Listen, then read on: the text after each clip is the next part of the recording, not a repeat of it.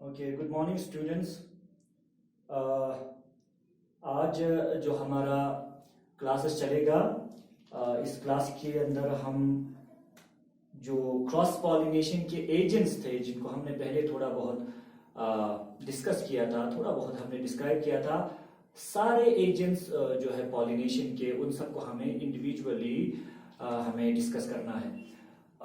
Generally हमारे पास में थोड़ा सा रिकैप कर रहा हूं,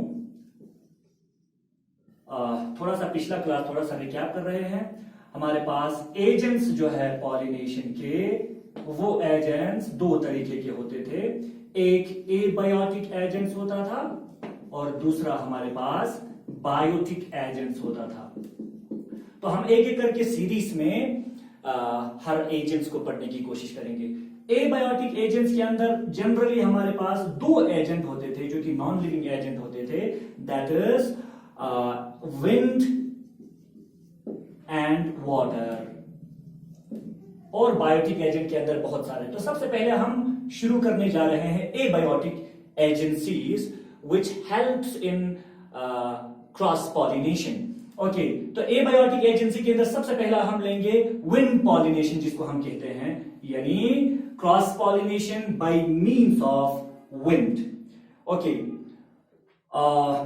फर्स्ट वन हमारे पास है cross pollination by means of wind. को हम एक टेक्निकल टर्म इस्तेमाल करते थे जिसे हम कहते थे क्या, शाबाश, एनिमोफिली। क्या कहते थे? Anemophily. Anemophily. It is also called as what? Wind pollination. क्या कहेंगे? Wind pollination. शाबाश, ये सबको याद रखना है, इसे हम कहेंगे विंड पॉलिनेशन। अब क्या होता है विंड पॉलिनेशन? समझ में आ रहा है आपको? जाहिर सी बात है, anemophily means the transfer of pollen, यानी pollen grain, the transfer of pollen grains, the transfer of pollen grains by the agency of or by means of what? Wind, या आप कह सकते हैं air, by the agency of wind or air is termed as wind pollination. क्या कहेंगे बेटा? शाबाश, wind pollination. It means अगर आपके पास दो ऐसे प्लांट हैं जिन प्लांट के पास जो सेक्सुअल ऑर्गन्स है वो सिंगल प्रेजेंट है, मीन्स यूनिसेक्सुअल अगर आपके पास प्लांट प्रेजेंट है, तो मेल प्लांट के एंथर से फीमेल प्लांट के स्टिग्मा तक पॉलन ग्रेन को जब ट्रांसफर किया जाता है, किसकी मदद से, किसकी वजह से? अगर विंड की वजह से या एयर की वजह से, that pollination is called as wind pollination और एनिमोफिली। ओके, अब देखिए, कोई भी प्लांट जो है वो विंड पॉलिनेशन करने के लिए किस तरीके के अपने आप में चेंजेस या किस तरीके के अपने आप में एडेप्टेशंस रखते हैं, उन एडेप्टेशंस को पढ़ने की जरूरत है, क्योंकि डिफरेंट हमारे पास एजेंसीज है और उस डिफरेंट एजेंट्स को अपनी तरफ अट्रैक्ट करने के लिए, या आप कह सकते हैं डिफरेंट एजेंट्स के द्वारा, डिफरेंट एजेंट्स के थ्रू अपने पॉलन ग्रेन को ट्रांसफर कराने के लिए प्लांट अपने अंदर कई सारे एडेप्टेशंस रखते हैं। वही एडेप्टेशंस हमें पढ़ना पड़ेगा। तो ये आप लोगों को समझ में आ गया होगा कि क्या होता है। तो देखो, याद रखना, शाबाश, अगर आप एडेप्टेशंस की बात करेंगे, किसकी? Adaptations of anemophilous flowers. Anemophilous flowers की अगर आप एडेप्टेशन की बात करते हैं, एनिमोफिलस फ्लावर्स मींस वो फ्लावर जिनके अंदर एनिमोफिली होता होगा, ऐसे फ्लावर को क्या कहेंगे? Anemophilous flowers. तो एडेप्टेशन कौन कौन सा है, लेकिन याद रखना, एडेप्टेशन पढ़ने से पहले हम कुछ एग्जाम्पल ले लेते हैं एनिमोफिलस प्लांट्स या एनिमोफिलस फ्लावर्स की। हमारे पास बहुत सारे एग्जाम्पल हैं, उनमें से जो कॉमन एग्जाम्पल्स हैं, दोज एग्जाम्पल्स आर, आपके पास जो व्हीट है, उस व्हीट के अंदर ट्रिटिकम एस्टिवम, व्हीट के अंदर आपका विंड पॉलिनेशन या एनिमोफिली होता है।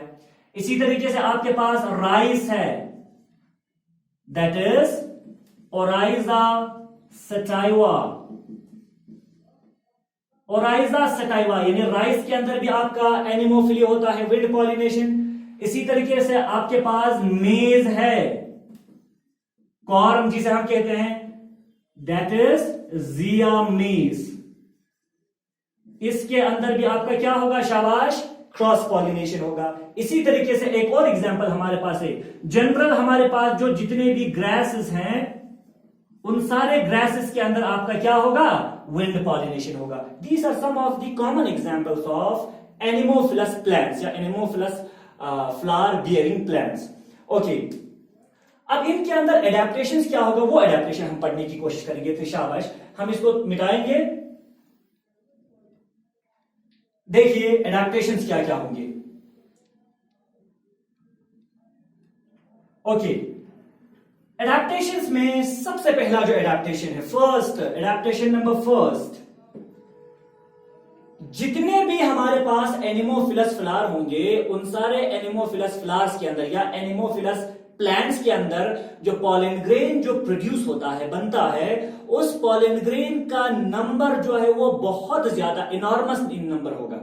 यानी एक सिंगल फ्लावर अगर पॉलन ग्रेन प्रोड्यूस करेगा, वो सिंगल फ्लावर के अंदर जो एंथर से पॉलन ग्रेन प्रोड्यूस हो रहा है उसका नंबर बहुत ज्यादा होगा, अमाउंट बहुत ज्यादा होगा, ये याद रखना। अब वो क्यों है वो अभी हम बात करेंगे शाबाश। तो आप कह सकते हैं pollen grains are produced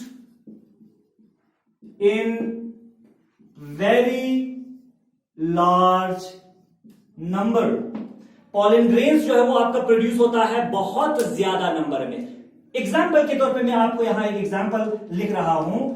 for example हमारे पास एक प्लांट है, हमारे पास एक प्लांट है जिसका नाम है कैनबिस। कैनबिस जिसको हिंदी या उर्दू में हम कहते हैं भंग। कैनबिस जो कि एक इस प्लांट से साइकोट्रॉपिक जो ड्रग्स है वो बनाया जाता है। साइकोट्रॉपिक मींस हम कहते हैं वो नशीली अद्वियात जिसे हम कहते हैं उसको बनाया जाता है। तो जो नशा करते हैं वो इस कैनबिस से निकले हुए उस ड्रग्स को ज्यादातर इस्तेमाल करते हैं। ठीक है, ये जो कैनबिस है, these are actually plants that are helpful to make psychotropic drugs, यानी नशीली अद्वियात जो नशा चढ़ाता है या नशा करवाने वाले हमारे पास जो प्लांट है। ठीक है, जिस तरीके से हम इससे पहले वाले क्लास में जब टाइप्स ऑफ ओव्यूल्स हम पढ़ रहे थे, हमने आपको एक और प्लांट की बात की थी, पेपावर सोमनिफेरम जिसे हम कहते हैं, या पॉपी प्लांट जिसे हम कहते हैं, वो भी यानी इसी तरीके के ड्रग्स जो है वो उससे बनाया जाता है।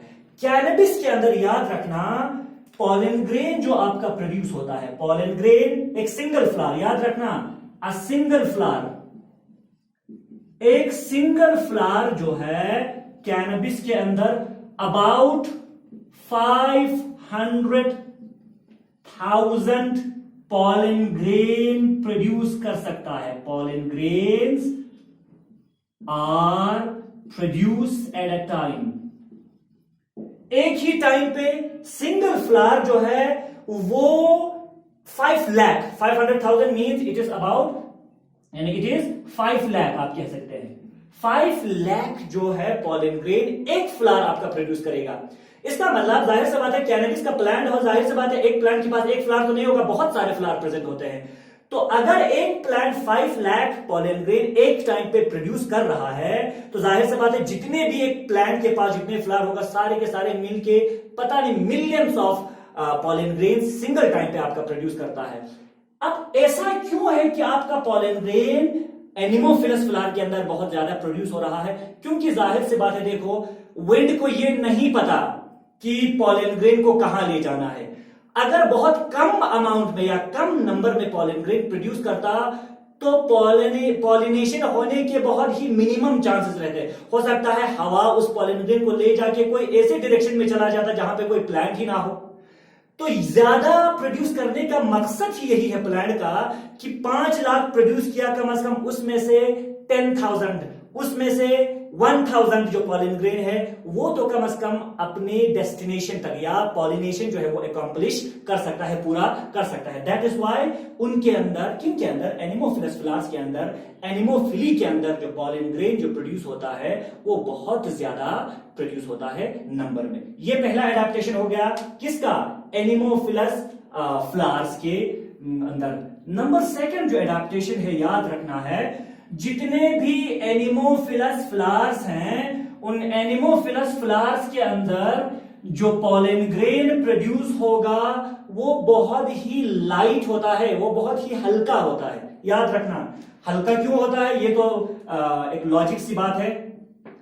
क्या कह सकते हैं हम, pollen grains are very light, pollen grains are very light, pollen grain जो है वो बहुत हल्के होंगे, लाइट होगा। क्यों, अगर आपका पॉलन ग्रेन हैवी रहा तो हवा जो है उस पॉलन ग्रेन को ट्रांसफर नहीं कर सकता एक जगह से दूसरी जगह, ठीक है। This is one of the adaptation. Number third जो एडेप्टेशन है, जितने भी पॉलन ग्रेन्स आपके एनिमोफिलस फ्लावर्स के अंदर होंगे उन सारे पॉलन ग्रेन का एक कैरेक्टर ये होगा कि वो वेट नहीं होता होगा, वो गीला नहीं होता होगा। इसका मतलब उसके सरफेस पे कुछ इस तरीके के वाटर रिपेलेंट वाला कोई केमिकल जो है वो यानी आपको नजर आएगा या होगा। तो अनवेटेबल या नॉन वेटेबल होने का रीजन क्यों है, क्योंकि अगर वेट हुआ, मान लीजिए किसी बारिश के दौरान, बारिश पड़ने के दौरान आपका पॉलन ग्रेन जो है वो आपके एंथर से डिहाइस होके, ब्रेक होके निकल रहा है। अगर बारिश की वजह से अगर वो सारा वेट हो गया तो हवा उसके हेवीनेस की वजह से उसको एक जगह से दूसरी जगह ट्रांसफर नहीं कर सकता। दैट इज व्हाई वो पॉलन ग्रेन जो है वो क्या होता है, हर वक्त याद रखना है, वो अनवेटेबल होता है, नॉन वेटेबल होता है। शाबाश, pollen grains are non wettable, क्या होते हैं, नॉन वेटेबल, या हम इसको कहते हैं अनवेटेबल। क्या कहेंगे, अनवेटेबल। ये एक एडेप्टेशन हो गया। Number fourth, adaptation number fourth is, याद रखना है, जितने भी एनिमोफिलस फ्लावर होंगे वो एनिमोफिलस फ्लावर जो है वो ज्यादातर एयर के साथ एक्सपोज्ड होगा, वो बाहर एक्सपोज्ड होगा। फॉर एग्जाम्पल मैं आपको एक चीज बता दे रहा हूं, देखो मान लीजिए मेरे पास एक प्लांट है, दो प्लांट है, मान लीजिए एक प्लांट ये है मेरे पास, दूसरा प्लांट मेरे पास दूसरा है, ये देखिए मेरे पास दूसरा प्लांट है। अब क्या है, इन दोनों प्लांट के अंदर, प्लांट ए और प्लांट बी के अंदर फ्लावर का पोजीशन आपको डिफरेंट अगर मिला, मींस मान लीजिए यहां पे जो फ्लावर प्रेजेंट होगा वो एक्सिल में होगा, यानी एक्सिलरी फ्लावर होगा। क्या होगा, एक्सिल में। एक्सिल सबको पता है, एक्सिल इज द स्पेस या the angle between the petiole and the stem of a plant. तो अगर इस एक्सिल के अंदर आपका कोई फ्लावर प्रेजेंट होगा, उस फ्लावर को हम कहते हैं एक्सिलरी फ्लावर। क्या कहते हैं, एक्सिलरी फ्लावर। और दूसरा फ्लावर मान लीजिए आपका टर्मिनल वाली पोजीशन पे प्रेजेंट है, यहां पे मान लीजिए फ्लावर यहां पे प्रेजेंट है। अगर फ्लावर यहां पे प्रेजेंट होगा और अगर फ्लावर यहां पे प्रेजेंट होगा तो यहां पे क्या है, यहां पे फ्लावर एक्सिलरी है और यहां पे फ्लावर आपका क्या है, टर्मिनल है, यानी टॉप पोजीशन पे है। अब जाहिर सी बात है, अगर फ्लावर जो है एक्सिलरी पोजीशन फ्लावर का होगा तो जाहिर सी बात है अगर हवा चली तो पूरा कंप्लीटली हवा जो है वो आपके फ्लावर तक नहीं पहुंचेगा, क्योंकि हवा को ऑब्स्टेकल बन रहा है, यानी ऑब्स्ट्रक्ट कर रहा है, हवा को यहां तक पहुंचने से रोक रहा है आपके लीव्स, इसलिए कंप्लीटली हवा यहां पे नहीं पहुंचेगा। अगर हवा का रुख या हवा का यानी हवा कंप्लीटली अगर आपके एक्सिलरी फ्लावर तक नहीं पहुंचा तो जाहिर सी बात है आपका पॉलन ग्रेन भी सही से ट्रांसफर नहीं होगा।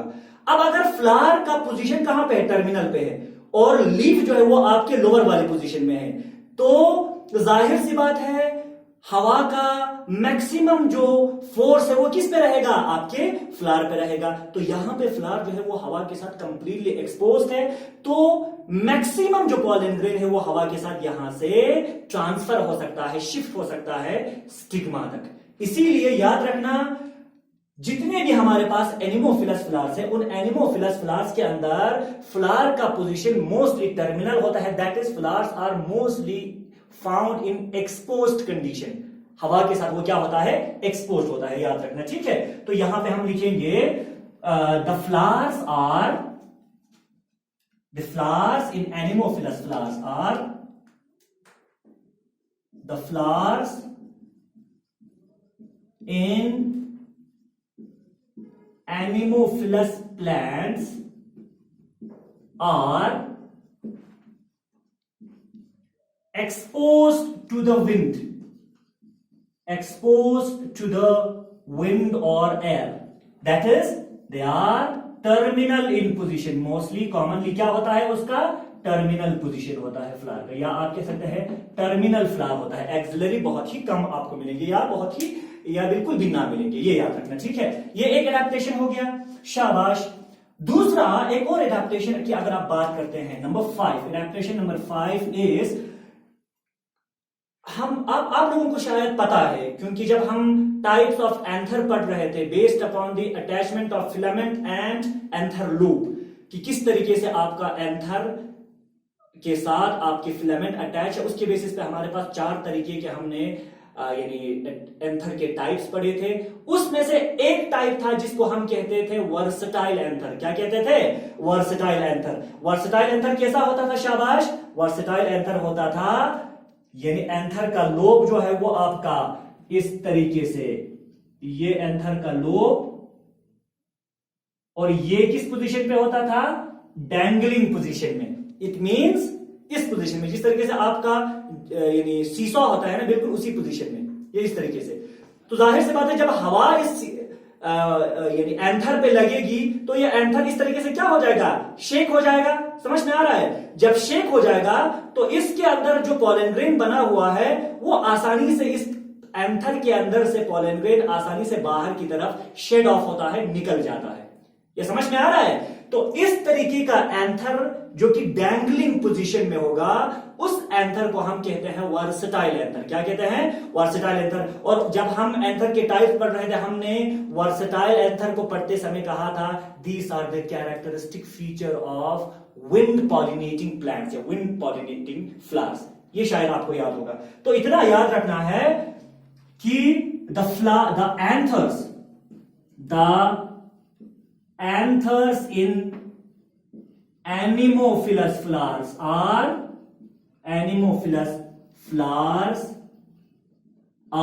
what, versatile। ये तो versatile means इस तरीके से डैंगलिंग पोजीशन में, शाबाश, ठीक है। किस पोजीशन में, डैंगलिंग पोजीशन में।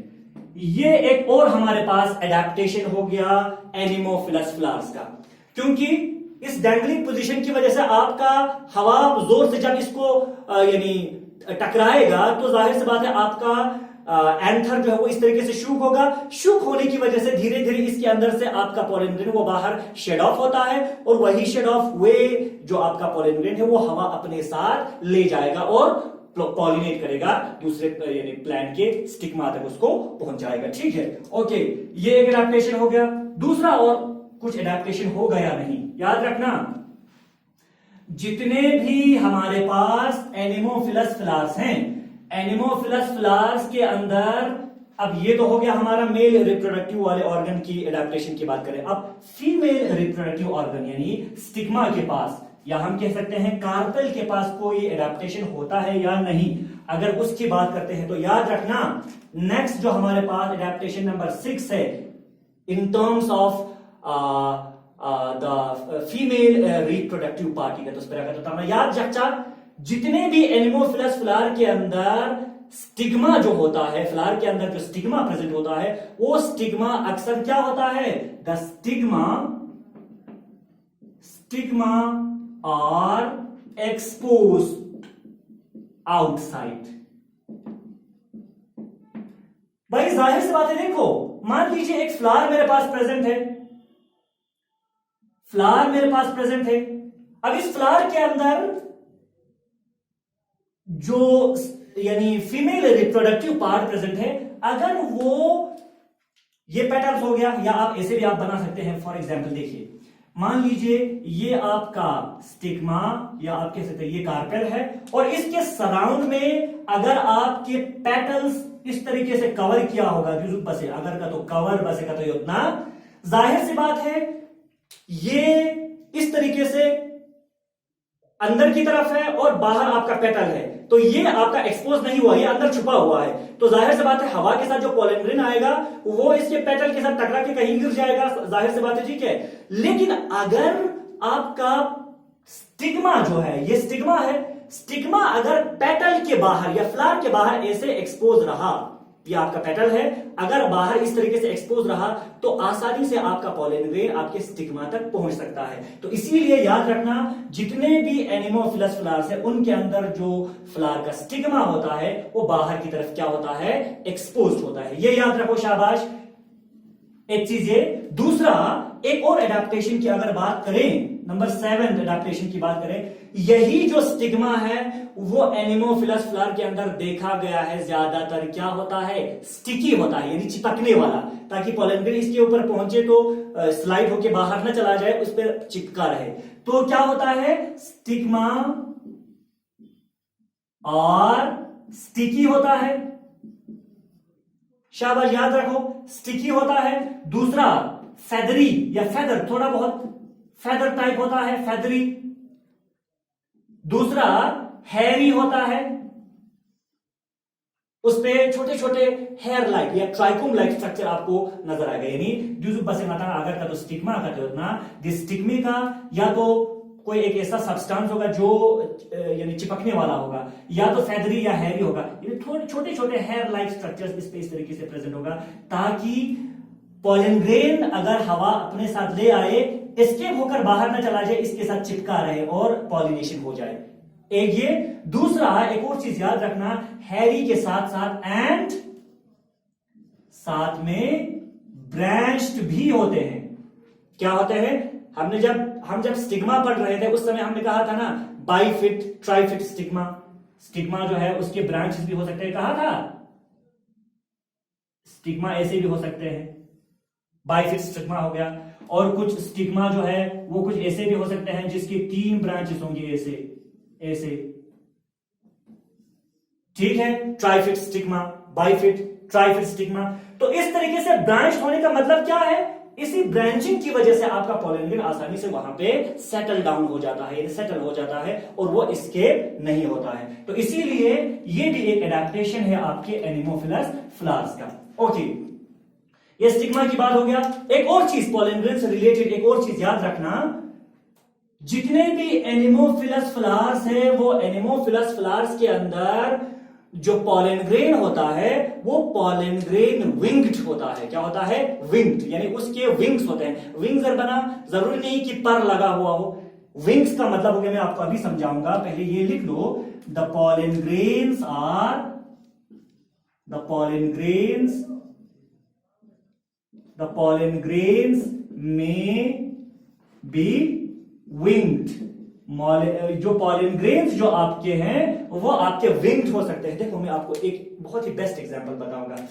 आप लोगों ने शायद ये प्लांट का नाम, ये तो हमारे यहां आम पाया जाता है, एक प्लांट होता है जिसको हम कहते हैं डैंडेलियन, डैंडेलियन,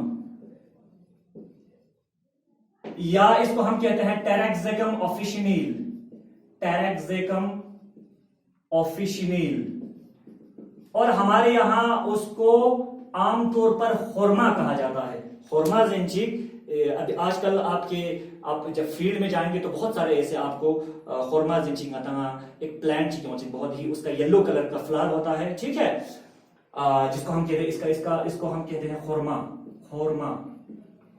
हमारे लोकल डायलेक्ट में या लोकल जबान में उसे होर्मा कहा जाता है। It is very important medicinal plant. ये क्या है, आपके एक मेडिसिनल प्लांट है। जो एनीमिक होता है ना, जिसमें ब्लड की कमी होती है, वो खासकर जो आपके जो प्रेग्नेंट लेडीज होते हैं या जो हामिला औरतें होते हैं, उनको ज्यादातर अगर आप खुरमा, ये जो प्लांट जो है या जिसे हम कहते हैं डैंडेलियन टेरेक्सेकम जो है, अगर आप सब्जी बना के या दे दिया जाए तो यानी एनीमिया से वो बच सकते हैं। क्यों एनेमिक जो यानी पेशेंट उनको दिया जाता है, एनेमिक पेशेंट को, बिकॉज आपके टेरेक्सेकम के अंदर, खुरमा के अंदर या डैंडेलियन के अंदर आयरन जो है वो बहुत प्रेजेंट होता है। इसके अंदर क्या प्रेजेंट होता है, आयरन, ठीक है। ओके, आपने देखा होगा, ये आप जाना, आप फील्ड में जाके थोड़ा बहुत देख लेना कि ये जो आपके पास प्लांट है जिसको हमने कहा डैंडेलियन, अभी इस समय आपको दिख जाएगा कि इस प्लांट के सराउंडिंग में ये इस तरीके से बहुत ही छोटे छोटे पत्ते वाले, ऐसे ऐसे छोटे छोटे पत्ते वाले आपको बहुत सारे प्लांट यानी आप कह सकते हैं लीफ आपको इस तरीके से ये स्प्रेड हो गया, इस तरीके से आपको दिख जाएगा। और इसके बीच में से फ्लावर होता है येलो कलर, और साथ साथ में इसके साथ क्या होता है, एक स्टॉक लाइक स्ट्रक्चर पे इस तरीके के हेयर लाइक स्ट्रक्चर्स होते हैं जिस ऊपर से। हम इसको क्या कहते थे जब हम जब लोअर क्लासेस में जब हम जाते थे तो इसको निकाल के ये जो हेयर लाइक स्ट्रक्चर है इसको फूक मारते थे और हम कहते थे कि हमने बुड्ढे को टकला कर दिया, यानी अपो गोबरा कर दी, ठीक है। तो ये जो है एक्चुअल में ये जो हेयर लाइक स्ट्रक्चर है, these are called as wings. यही जो आपके हेयर लाइक स्ट्रक्चर है, अगर आप इसको ऐसे निकालेंगे, निकालने के बाद उसके नीचे वाले हिस्से में देखेंगे यहां पे छोटे छोटे लंबे लंबे इस तरीके के सीड्स लगे होते हैं। इसका मतलब हवा आएगी, इस विंग्स की वजह से हवा आसानी से इस सीड को एक जगह से दूसरी जगह आसानी से डिस्प्लेस कर सकता है। अगर ये विंग नहीं होता, उतना आसान नहीं होता इसको एक जगह से दूसरी जगह ले जाना। तो विंग का मतलब है hair like structures which helps in pollination या which helps in seed dispersal. ये तो हम सीड की बात कर रहे हैं, लेकिन यहां पे हम बात कर रहे थे पॉलन ग्रेन की। पॉलन ग्रेन विंग होता है, हमने कहा विंग मींस उसी तरीके के हेयर लाइक स्ट्रक्चर्स आपके पॉलन ग्रेन पे भी होगा, ताकि हवा आसानी से उस पॉलन ग्रेन को एक यानी एंथर से स्टिग्मा तक डिस्प्लेस कर सके। याद रखो ये, ठीक है। ये वाला प्लांट जाके देख लो, बहुत इंपॉर्टेंट प्लांट है। इसका सब्जी बना के खा लेना चाहिए हम लोगों को। गांव में हम लोग ज्यादा खा लेते हैं इसको, बहुत अच्छा प्लांट है, मेडिसिनली बहुत इंपॉर्टेंट है, मेडिसिनल वैल्यू इसका बहुत जबरदस्त है। ओके, ये हो गया एडेप्टेशन। कुछ और एडेप्टेशन की अगर आप बात करेंगे तो याद रखना, जितने भी हमारे पास एनिमोफिलस फ्लावर्स होंगे, नेक्स्ट जो हमारे पास एडेप्टेशन है, उन एनिमोफिलस फ्लावर के अंदर न कोई स्मेल होगी, क्योंकि स्मेल एक्चुअली किस लिए होता है, पॉलिनेटर्स को अट्रैक्ट करने के लिए। अब हवा किसी भी स्मेल को वो सेंस कर ही नहीं सकता, ना उस फ्लावर के अंदर सेंट होगा, एक स्मेल यानी ऑर्डर जो गुड ऑर्डर जो है, या ना उसके अंदर आपका नेक्टर होगा। नेक्टर का मतलब होता है एक शुगरी जूस जो कि निकलता है इंसेक्ट बर्ड्स, इसीलिए उस फूड के लिए वो वहां पे विजिट करता है फ्लावर के, ठीक है। ना अच्छा स्मेल होगा, ऑर्डर होगा, ठीक है, सेंट होगा, ना फ्लावर का कोई कलर होगा, क्योंकि कलर होगा से मतलब वो कोई भी एनिमोफिलस फ्लावर होगा उसका कलर बहुत ही डल होगा, क्योंकि हवा तो कलर को अट्रैक्ट नहीं कर सकता, तो जरूरत नहीं है कलर बनाने की। क्योंकि सेंट बनाओ, नेक्टर बनाओ, कलर बनाओ, उसके लिए भी प्लांट को बहुत ज्यादा एनर्जी की जरूरत है।